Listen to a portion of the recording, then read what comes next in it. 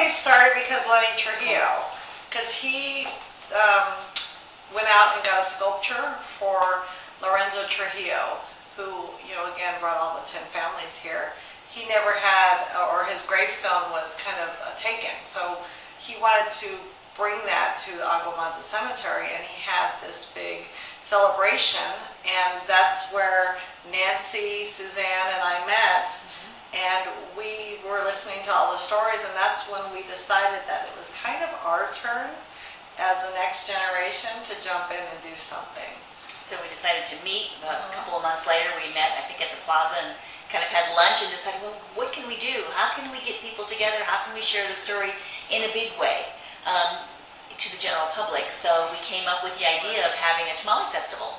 I think it was like July or August by that time, and we knew Indio had a festival in December, so the plan was we were going to go down and scout out the festival, which we did, and it's 4 blocks big. I mean, it's a big square with 4 different sides, and we went down and scouted it out, picked up business cards from all the vendors, and then came back and picked a date in April and decided we were going to do a festival, and just kind of had to go running from there. Right. And again, when we decided the first festival, we didn't think anybody would show up. Yeah. We thought we would have a lot of tamales to eat by the end of the day, and for our first time event, doing an event, we always talk about we weren't in the red. We actually made money the first year. Well, yeah, as Darlene was saying, we didn't know if anyone would come because trying to get vendors to a first-time event is difficult because you can't tell them how many tamales they will eat. You can't tell them or guarantee them there will be a certain amount of people there because you haven't done it before. So it's a real risk. And it was late in the game. I mean, it was probably March 1 before I had one vendor. And the event was April 18th. But we found a church, La Luz del Mundo, and they participate in the Indio Festival, and they have several chapters throughout Southern California, and they all came on board as Tamale Festival vendors. And then we were able to obtain Doña Timo Las Cascada downstairs, the restaurant. They came on board, and we got a couple of other locals. So we finally had a few vendors, and then people started coming, other nonprofits, other informational type things, and we even had trouble getting entertainment as well. Oh gosh, yeah, no, our first year was a struggle, but the reason, I'll backtrack a little bit, that we did the Tamale Festival is because tamales are such a family and cultural event, and it's about sharing stories when you're preparing them. And so that was very significant for us because we wanted to tell the story of the Trujillo Adobe and the settlement here, and what better way to do that is over food.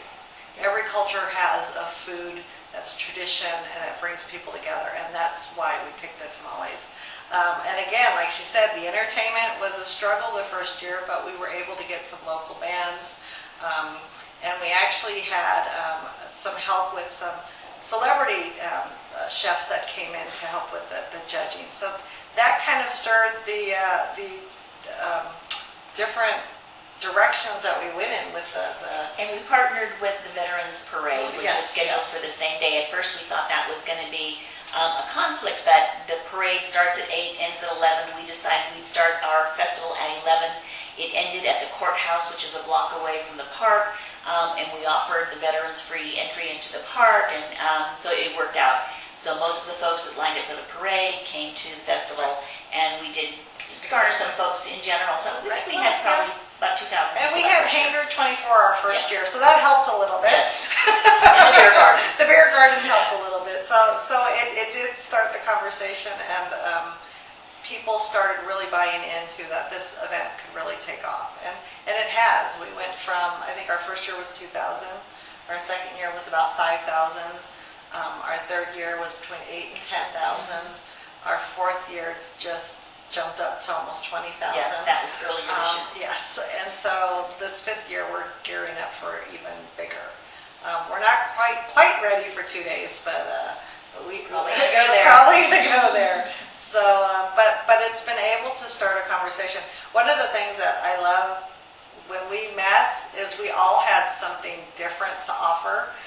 The family, our generation before us that were working on this, all lived outside of Riverside. So they didn't understand the politics, they didn't understand the community leaders that had to be brought on board, or the educational component. And we kind of all fit that mold.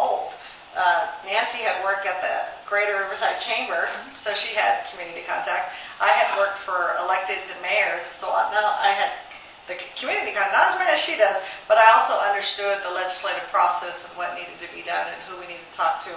And then we had Suzanne who rounded that out because she understood from an educational standpoint how the story needed to be told. So we kind of made a really great team in the beginning. And Three pieces of a puzzle that yes, fit nicely yes. together. So I think that's why when we started this, again, we thought 20 years down the line, we'll probably get some traction by then and we'll be able to get funding. And fast forward to almost not even 5 years, and we're past our 20-year goal already. Yeah. So that's pretty impressive. It is. It's exciting times to see. And as I said, we just met with Congressman Takano this morning. We've met with many other local electeds and regional, and we'll be going to the Congressional Hispanic Caucus Initiative Conference in Washington, D.C. next week, and we hope to make more contacts because the more you tell the story, the more traction it gains.